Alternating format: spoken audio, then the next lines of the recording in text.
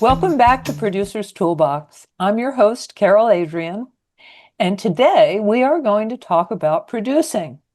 If you happen to catch the 2025 Emmy Awards on Sunday night, you saw guest host Nate Bargatze pose the important question, what do producers do?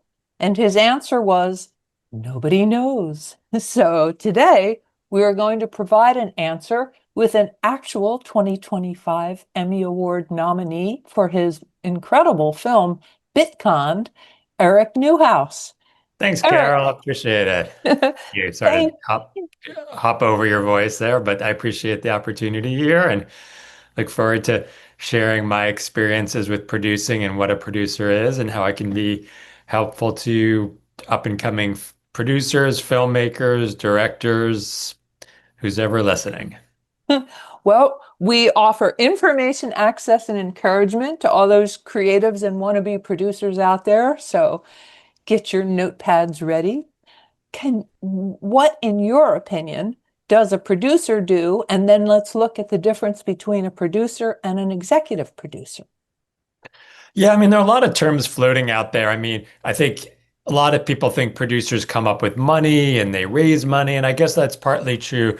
And in the film industry, I can speak more towards the TV side of things, and specifically nonfiction, documentary, reality, unscripted, because there the role of the producer and the executive producer is a little bit different than when you think about a film producer. So I'll focus on that. And I mean, ultimately, a producer. I mean, there are different terms and what people do, but I can talk about a producer in general. And a producer sort of makes things happen. I mean, basically that's what a producer does. I mean, in this business, it's so hard to get traction for an idea, for a show, for a documentary. So, I mean, a producer or executive producer is that person that, you know, comes up with the idea and thinks this is a great show, a great documentary that has to be made and figures out how to make it happen, how to come up with a pitch reel, a sizzle reel, a deck, and the materials to sell that project to a larger, to some buyer, whether it's a streamer, a network, PBS, an outside funder. But that's in my mind what a producer has to do. So it's really just thinking creatively is why this project is important, how to get people to pay attention to it, and how to make it happen. I agree with the making it happen. A friend of mine said I should watch your show to see you producing. And I said, no, the show is me hosting, but producing means you're making the phone calls, you're doing the research, you're inviting the guests, you're making the schedule, you're timing. I mean, it's an awful lot of detail work producing. And you have to kind of know which details come first or second or which are most important. Do you think it's more of that? Yeah, I mean, I think there's a lot of people glamorize what I'll just use executive producer here. An executive producer does. I mean, maybe they think, you know, executive producers sit around and, drink champagne and caviar all day long. But really it's, you're on the phone, you're pretty much you're on Zooms, you're talking to people, you're interviewing people, you're researching, you're writing. I mean, it's really just being in the trenches. I mean, the first step is really the most important is coming up with that idea that you think is going to be a project. And that's, I think that's the hardest part is that, and then you have to ask yourself, is this idea commercial? Has it been done before? How is this idea going to be unique from all the other projects that are similar or different out there? What kind of access do I have to this project? If it's a documentary like Bitcon about a criminal who is committing crimes and creating this fake cryptocurrency card, what kind of access do I have to that story? And in that case, it was access to the person himself, And that was really what drove the project. Was his name is Ray Trapani, and we he agreed to do this interview. So I felt, and along with his family and his best friend. So for me, that was incredible access, and that has never been done before. There was a New York Times story about the case, but Ray had never spoken publicly. So, I mean, that's what an executive producer has to do right off the bat is think about um, what is unique about this story, what kind of access, and how am I going to, lock that into a show. Did you start your career with the intention of producing, or did you come into the industry in a different way? I mean, that's a good question. I came in actually out of graduate school. Um, I was at NYU in New York City, and I was in a master's program. It was actually a graduate. I was sort of on track to become a PhD in American Studies. But I always loved documentaries. I loved television, and somehow um, I got my way into um, a television magazine show at ABC News called 2020. And at the time, it was the real heyday of news magazines, and you had Barbara Walters, you had Hugh Downs, you had Dateline, you had a lot of sort of major news magazines, and everyone tuned in. I mean, at that time, I was there when Barbara interviewed Monica Lewinsky. And that was an event. That was, people sat down and, tuned in at 10 o'clock on a Friday night to watch this landmark interview. Now you have a lot more competition. You have people watching on Instagram. So at the time, that was for me, it was an amazing opportunity to get that internship. And then from there, I kind of segued into the development part, which there I was considered it's called an editorial or development producer. And in the same capacity, I came up with ideas for segments. I had to research stories. I had to look through the news and figure out, is this a story that could sustain, a magazine show, which is, I guess they were sort of mini, I would consider them mini documentaries because they had to be at least like 10 or 12 minutes, which means they were, a longer length. And, every time I looked at a story, I was like, is this a news story or is this could be a story that could be on um, a news magazine, a longer length segment, and what kind of access could we get to the story that would be different than what you would see on local news or the national news? If it was a crime story, do we have access to the victims? Do we have access to the killer? Like what kind of access? So it was really at that point, it sort of got me started with the whole process of development because I would always have to suss out those things. I didn't actually produce the segment, but I had to line everything up and make sure that the producer of that segment had all of those things in place and all the interviews in place before they would green light the segment. And it was a very big deal for um, a segment to get a green light. I mean, this was a national audience at the time, millions, maybe 15 million people would tune into 2020 on a Friday night. So it was very high stakes, and you had very high profile talent at the time. You had Barbara Walters, you had Hugh Downs, you had Diane Sawyer. So it was a big deal to be able to come up with that idea that could get onto a show that was so national at the time. It really is a specific kind of thinking where you've got to think it through all the components and then kind of foresee how it can be delivered. It, it it's an interesting thing. What skills do you think you had that made you so right for that particular gig? I mean, I don't know. That's another good question. I mean, I guess it was all just about thinking through the story and what the story is and how you're going to tell the story. I remember one of the first projects I did there, I was still an intern. I was working at the front desk. I was the assistant to the executive producer, Victor Neufeld, and I was always coming up with ideas. I was always pitching him an ideas, and he would say no to everything because that's what his job was, is to say no.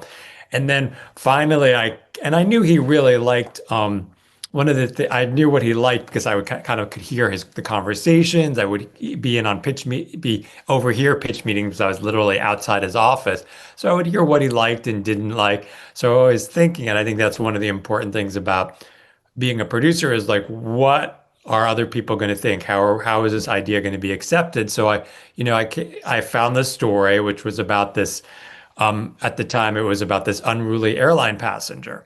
And I said to him, what about a show about, you know, unruly passengers on airplanes? Because it's a federal crime when you misbehave on an airplane.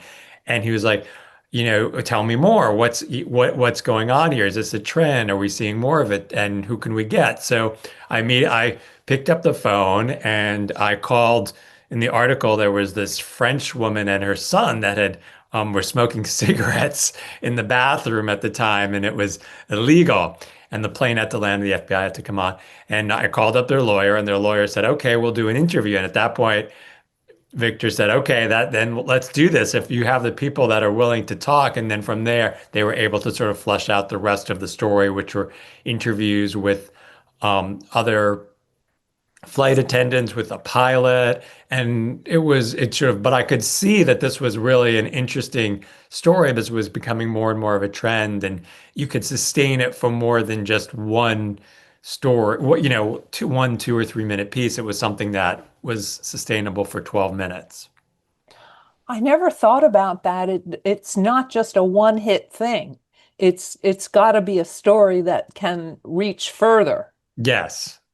Oh, And even, and then from there I went on to, different network jobs. I worked at Court TV, which later became True TV and Martha Stewart. And most recently I was at Glass Entertainment Group. And, again, it was always figuring out the biggest question is people would ask is executives is what's the show? You can come up with a great idea, like let's do a show about you know, food, food or crazy things on the menu, but like, what's the show going to be? How are you going to tell that story? Who are the people going to be? Is there a host? Is there not? You have to really figure out all those elements beforehand.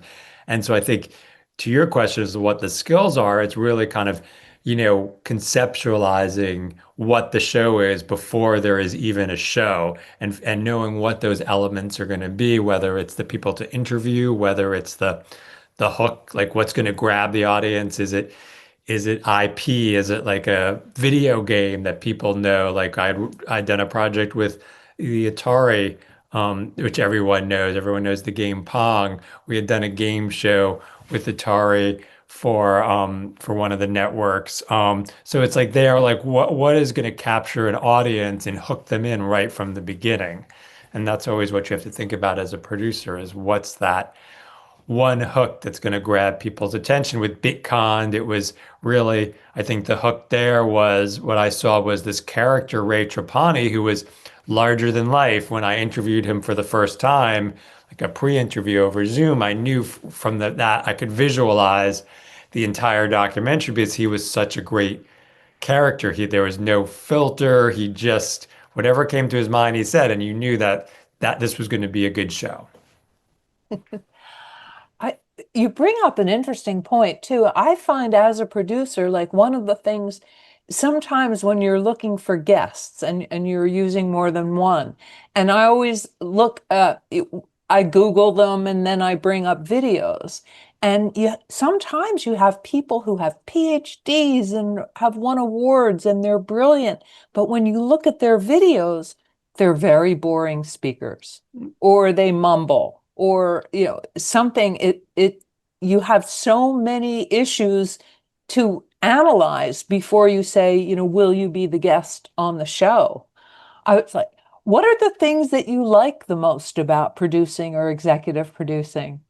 Well, I think for me, the what I like best about executive producing and from the development standpoint is just, I love coming up with ideas and figuring out how to, it's sort of like a puzzle. You have to kind of put all these little pieces together and figure out how this is going to become a show, whether it's a food documentary. I did a show called Save My Bakery. where I went in and it was for the Food Network and these were bakeries that were failing and a host would come in and figure out what the problem was and do sort of a makeover and there you have to figure out sort of what the story was and how are you going to tell this story and who is the host, who is this person that's going to come in and help the bakeries and how are you going to tell the story, and I knew immediately that bakeries are very visual and it's all about sort of visual presentation. So there was going to be a big payoff at the end of the show. Like you'd see this bakery at the beginning and like it's just the presentation wasn't good. And at the end, you'd see this beautiful bakery and the people would cry when they see their amazing bakery now kind of transform. So you always have to think about that. What's the end of the show going to be? What's the visual payoff? How is the show going to unfold over a half hour, an hour, over 90 minutes. You really have to think through. And that's what I love is sort of figuring out how that story is going to evolve over that time period. And it just takes a lot of thought. And I love that kind of conceptualization. And if you're interested in becoming an executive producer, you really have to think through the entire story, even though the documentary hasn't been made. And certainly sometimes you can wait for stories to unfold and follow stories along. And certainly there are documentaries where over 10 years you're just kind of following a family or a story.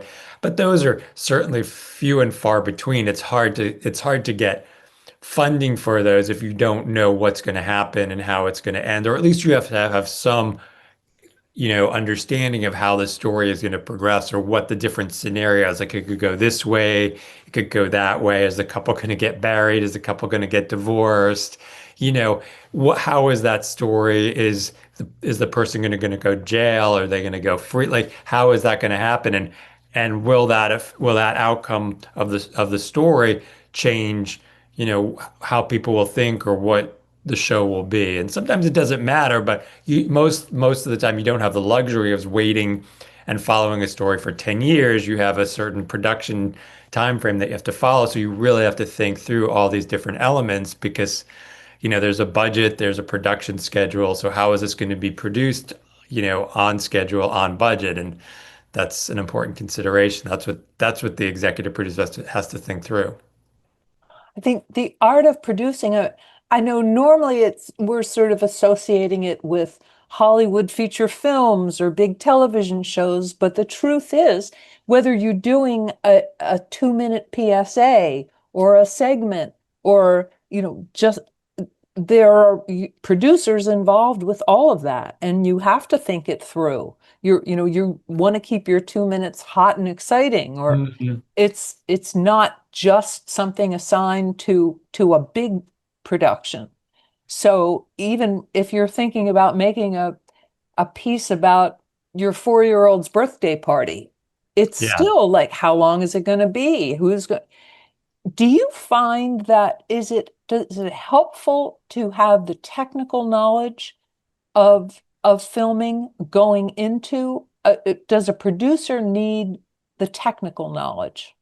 I think it's certainly helpful. You know, my technical knowledge is limited because I don't go out there and I'm not a cinematographer. I'm not a director of photography. I mean, there are people that do that, and a producer has to be able to find those people that can, create that vision for them. So you certainly have to have some technical knowledge, and I'm not there editing, but I certainly can.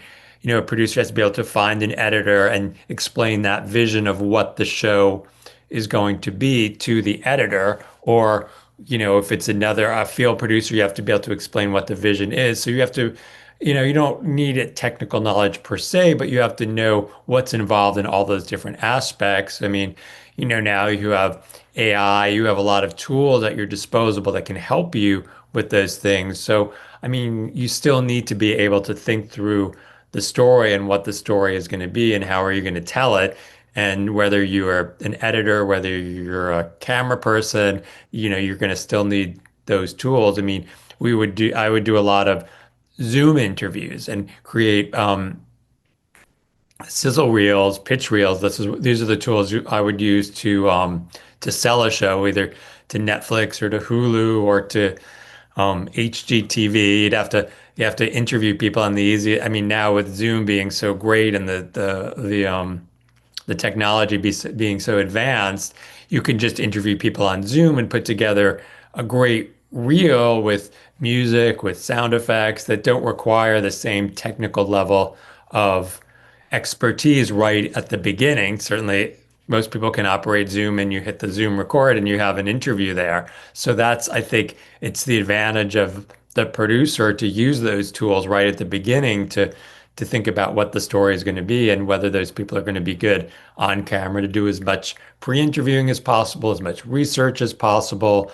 Um, I've done a lot of serial killer specials, and I think there's always a unique challenge there because with those type of crime shows, they've been done so many times. I mean, Dahmer has been done, Bundy has been done, um, Kemper has been done. So it's always trying to figure out so a new way to tell those stories. Like for instance, with Dahmer, that's a story that everyone knows. It's been out there in many, many documentaries, but um, you know, my boss was Nancy Glass, and she had done the first interview with Jeffrey Dahmer.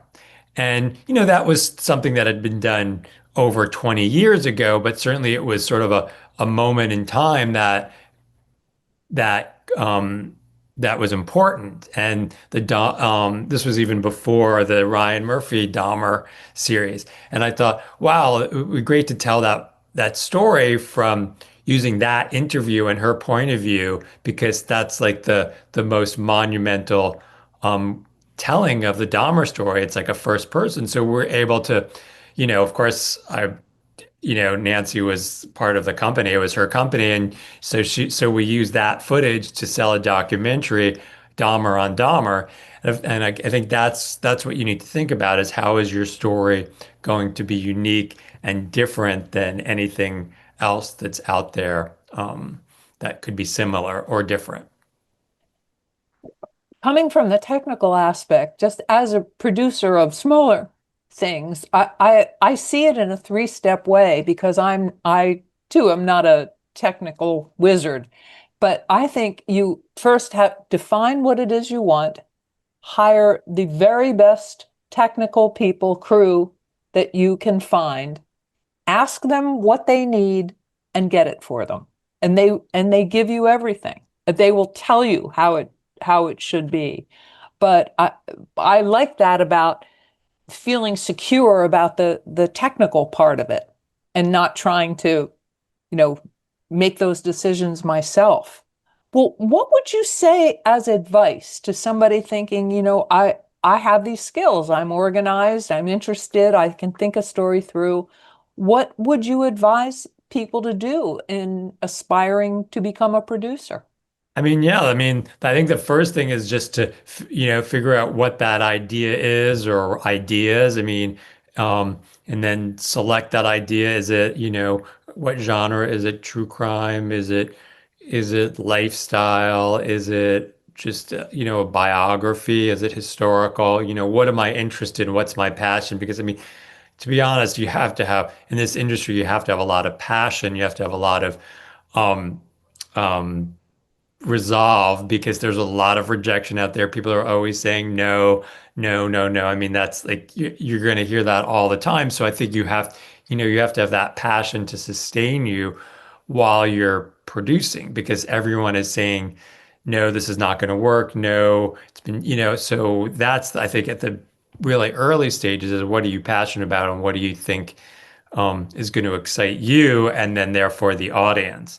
So, I mean, going from there, then coming up with an idea, and then looking for, looking, I don't know, on Instagram, it can be, ideas can come from anywhere. They can come from the New York Times. Maybe it's like a quote that you read in the New York Times that, oh, wow, this little piece of information, even though there's a story about it, could be, a show in itself. So, I mean, I think figuring out what that idea is that you love, and then how are you going to tell it? Like, are you going to interview the person? Is it like more of a biography? Is it more of a travel show? Do you need a host? Um, I did a show called Dangerous Grounds, and a lot of people know La Colombe Coffee, and the founder is Todd Carmichael. And there, we knew he was a great personality. Um, and his coffee company really hadn't taken off yet, but he had a real passion for exploring and finding coffee in the most dangerous places. And then when he told us that, like, wow, that's a great show. Let's figure out how we can tell that story. And that became a long-running series for Travel Channel, where he would go to the most dangerous places and find coffee, and it became part of his biz. That was actually what he did, and we sort of followed along on different journeys to Madagascar, to Vietnam, to Costa Rica, to Colombia. I went on him with a trip to Italy. It was sort of at the beginning stages of the adventure, because he was going there to taste a certain type of coffee in Italy, and then he went to the Amazon to sort of source it. So, I mean, there are lots of ways you can find stories, but start with what you know and love. I think that's the best advice I can give to people, because that's where you're going to have the most success. I think that that's great advice, and that filmmaking is something that really requires persistence and tenacity. Like you're saying, there are way more no's out there than yeses. So to all aspiring producers out there, like take this advice to heart. I mean, Well, I would say that the biggest show I've done in my career for 11 seasons on Animal Planet is a show called Tanked. Um, and at the time, this was an idea. It's a crazy idea. It's about these two guys from Vegas that build these outrageous fish tanks. And everyone, when we first went out with the idea, everyone said no. No one cares about fish tanks. No one cares about fish. No one cares about the story. And it became one of the longest running shows on Animal Planet. So I mean, and there everyone said no from the beginning, but all you need is one person to say yes, and that was Animal Planet, and then it became their longest running series. So that's what it needs. well, here is energy going out to aspiring producers for your yes. And thank you so much, Eric. And please join us next time on Producer's Toolbox.